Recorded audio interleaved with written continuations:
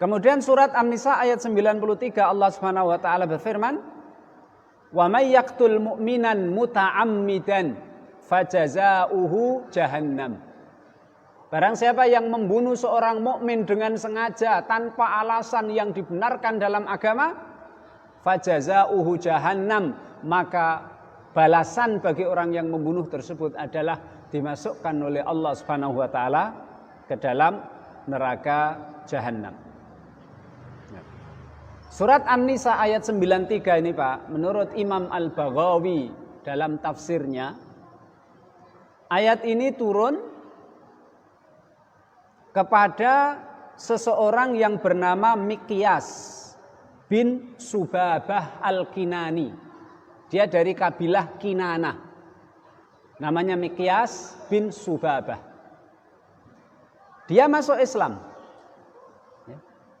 Begitu juga saudaranya Pak, saudaranya Miqyas namanya Hisham, itu pun masuk Islam. Mereka masuk Islam berdua. Mereka pergi ke Madinah.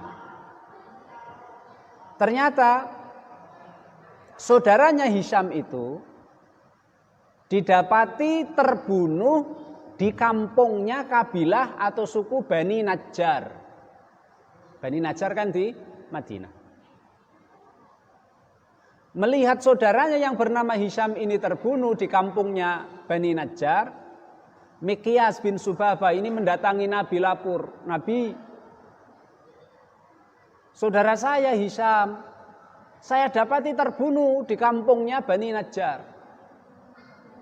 Maka Rasul Shallallahu Alaihi Wasallam menyuruh Miqyas dan satu sahabat untuk menemani Miqyas. Satu sahabat yang diperintahkan oleh Allah oleh Rasulullah Sallallahu Alaihi Wasallam untuk menemani Miqyas, ini seorang sahabat dari kabilah Bani Fihr.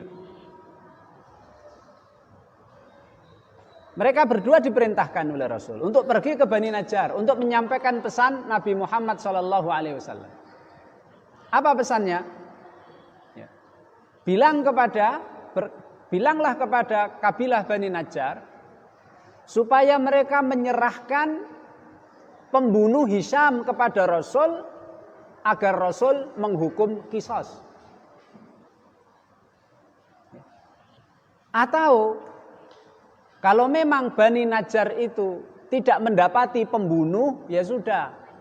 Karena dia terbunuh, Hisham ini terbunuh di kampung kalian, maka bayarlah diatnya Hisham, bayarkan kepada saudaranya Miqyas.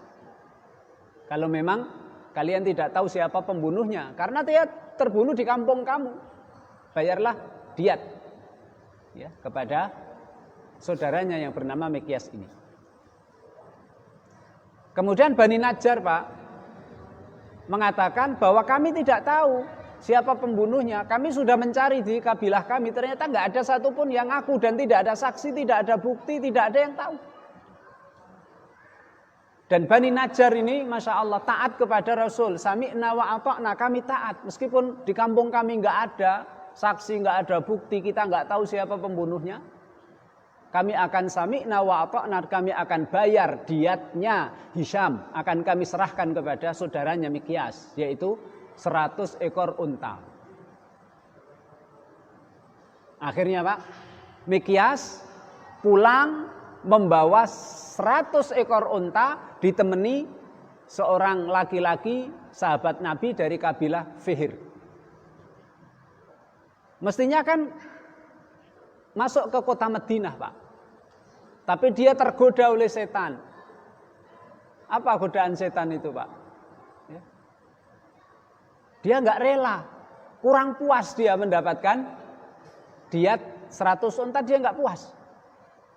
Akhirnya setan menggoda dia dengan mengatakan, saudaramu Hisham kan mati. Kalau nyawanya hilang, balaslah dengan nyawa hilang.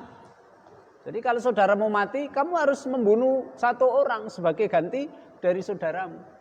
Akhirnya sahabat yang menemani dia Pak, yang diperintahkan Nabi untuk menemani dia, seorang laki-laki dari Bani Fihr, dibunuh oleh Miqyas. Setelah dibunuh, dia giring, dia bawa 100 unta itu ke kota Mekah. Dia murtad. Setelah membunuh, dia murtad. Makanya turun ayat surat An-Nisa ayat 93, wa may yaqtul mu'minan muta'ammidan fajazauhu jahannama khalidan fiha. Barang siapa yang membunuh seorang muslim dengan sengaja tanpa alasan yang benar, maka dia akan dimasukkan ke neraka jahanam selamanya. Nggak akan keluar lagi. Kenapa selamanya nggak akan keluar lagi? Karena dia murtad. Jadi kalau ada orang Islam, Pak ya, membunuh terus murtad, dia akan masuk neraka selama-lamanya. Karena murtadnya itu. Nanti di neraka Pak disiksa karena murtadnya dan juga karena dia membunuh.